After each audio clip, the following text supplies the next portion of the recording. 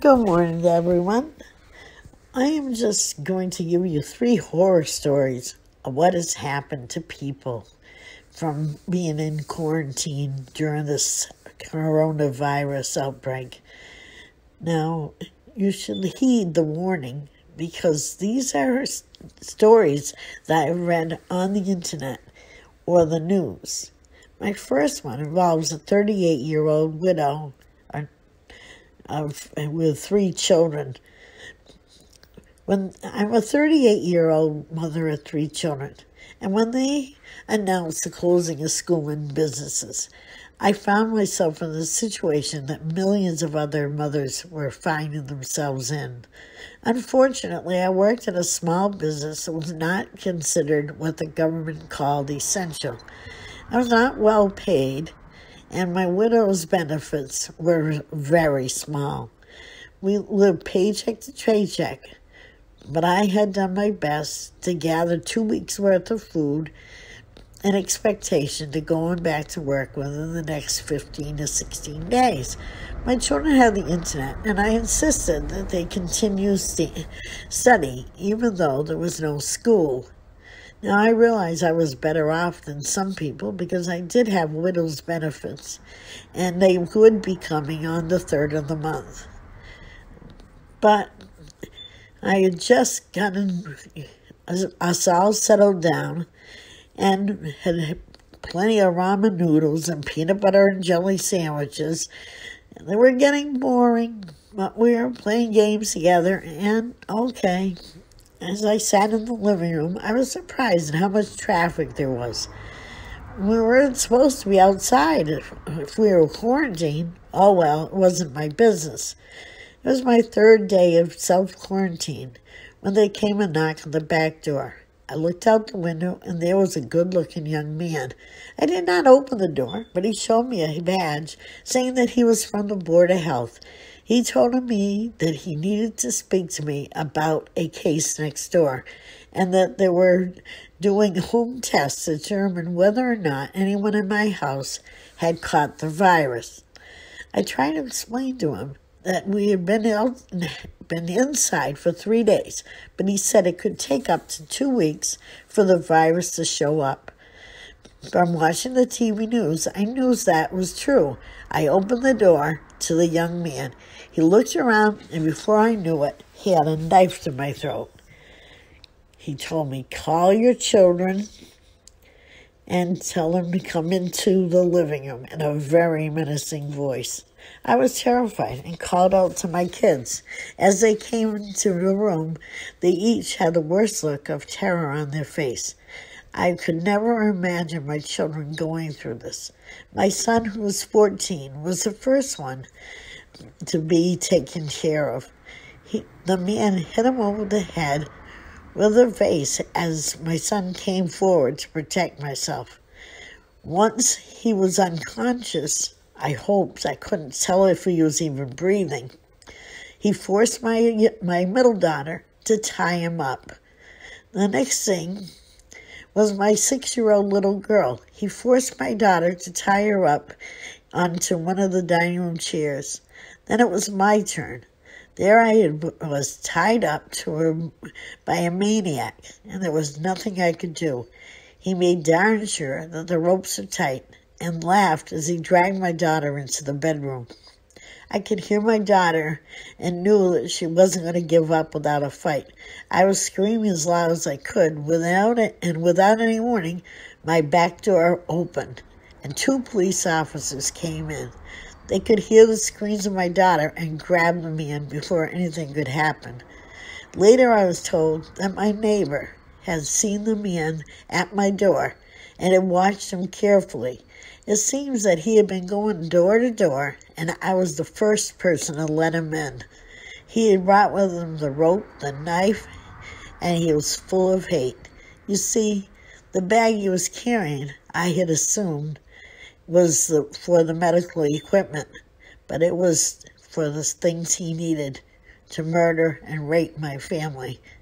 If anyone comes to my home again, I'm going to call 911.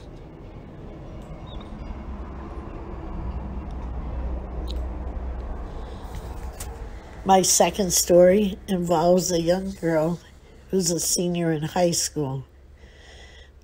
I, like every other senior in high school, found themselves out of school on that cold March day. I worked at a fast food restaurant part-time and thought that everything was going to be okay. Having just turned 18, I was able to work all the hours I wanted. And I'd never been able to work late because of my age, but now I could. Because of the virus, the restaurant was closing at 10, and there were only 2 of us working.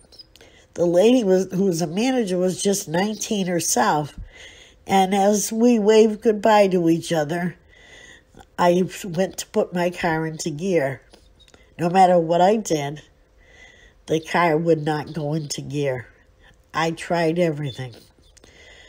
Usually at 10 o'clock at night, there's some traffic on the street, but because of the virus, it was nearly empty. I was just getting ready to start walking when I spotted a mall security car. At least I thought that's what it was. A young man got out and asked me if I needed help.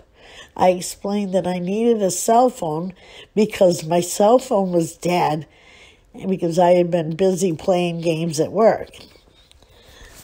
Well, he looked at my car and said that, "Don't worry, I can give you a ride home."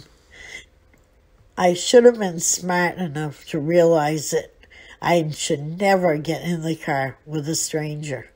But he worked for mall security, and I was sure that it was okay. So I sat in my car, and sure enough, he pulled up next to me in an old Ford. He smiled as I got in, and the doors locked automatically. I jumped, but I wasn't scared. But then he turned the wrong way to my house, and when I protested, he just smiled, a mean, menacing smile. I now knew that I was in trouble. My only hope was that the lights that we were going to hit would not all be green. But light after light were green, and I just didn't know what to do.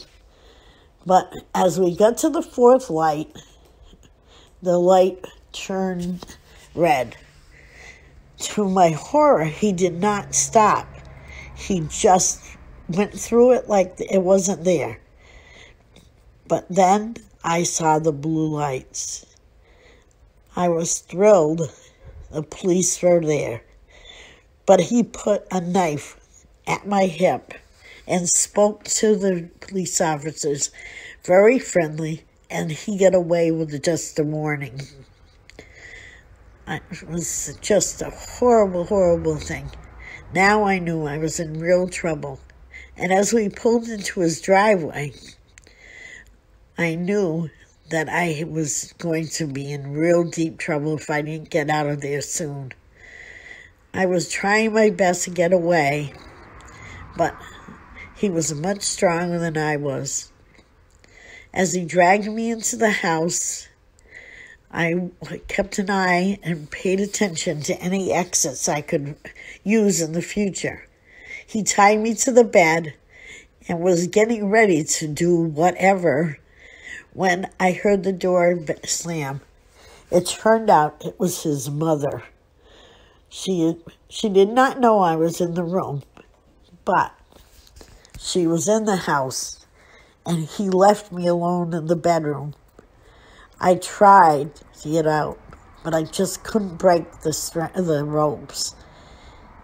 And as the 2 of them talked, I heard her mention, "Are you feeling okay?" Now, I had noticed that he was coughing, but I didn't pay any attention. When he came into the room later on, he laughed and said, "You'll have to spend the night here, and we'll have more fun in the morning." With that, he went to sleep. Now, saying that I didn't have a good night's sleep is saying it very mildly. But I woke up the next morning to the smell of coffee. I didn't know what to do. I didn't know if the woman would help me. I didn't know what. But sure enough, I turned over, And the man that had been harassing me and kidnapped me was now very ill. He was having trouble breathing and he was sweating profusely. I screamed at the top of my lungs, knowing that my only chance was this woman would feel sorry for me. She came in the bedroom, saw me tied up, but paid more attention to her son. She knew as well as I did that he had the virus and he was very sick. She finally untied me because she was going to need to, because she needed to call an ambulance. She begged me not to turn him in. But guess what? I did. And when he gets out of the hospital, he's going directly to jail. The third story involves a woman who is unfortunately one of the many people that suffer at the hands of their husband's abuse. I am a young mother of 2 children, 2 and 4 years old. Although my husband has a fairly well-paying job, it seems as though there's never any money. Things are always tight and tense at home, and I really worry about what quarantine is going to mean to me. You see, I am one of the millions of women who suffer at the hands of their husbands. All the laws have changed, but to this day, if someone calls the police still leave you alone with the abuser. Now, with no work to get him out of the house and no daycare for the children, I just don't know what I'm going to do if I get in trouble. I had a job at a fast food restaurant part-time, and instead of being glad that there was still going to be some money coming in, my husband screamed how it was not going to work and he was not going to stay home with 2 kids. Now, as far as I was concerned, that was supposed to be a partnership. We were supposed to be married, have a partnership, and without daycare and the money we needed badly, my husband had no choice. But he did have a choice. That evening, as I tried to discuss how we could handle the situation, my check was not even going to be enough to cover the mortgage. I was in the kitchen at the sink when, without warning, my husband grabbed me by the hair. Once more, I was being the victim of the most vicious attack anyone could ever imagine. Here was the man who I loved, the father of my children, and he was proceeding to beat me to a pulp. After he was happy with the job he had done on my face, he laughed. "You won't go to work tomorrow." I went into the bathroom and once more washed my face. Oh, I was going to have a black eye for sure. Now, what am I going to do? I'm going to have to put on, with this through the duration. Last but not least, it seems that he may have broken my jaw this time. I decided to call the police, and they came shortly, assessed me, and called an ambulance. And this was even worse for me now. I knew at the hospital I had been exposed to the virus, and if I went home, I would expose my children. So I decided to stay at a hotel for 2 weeks to stay away from the family for their safety. Here I was in the hotel with my jaw wired, in a lot of pain from broken teeth and a black eye, but I just decided to ignore it, as I had done many times before. I tried to call my children at least once a day, but every time I called, he refused to put them on the line, and I was afraid for their safety. I was going to get a lawyer, and I called one of the lawyers that you call on the TV.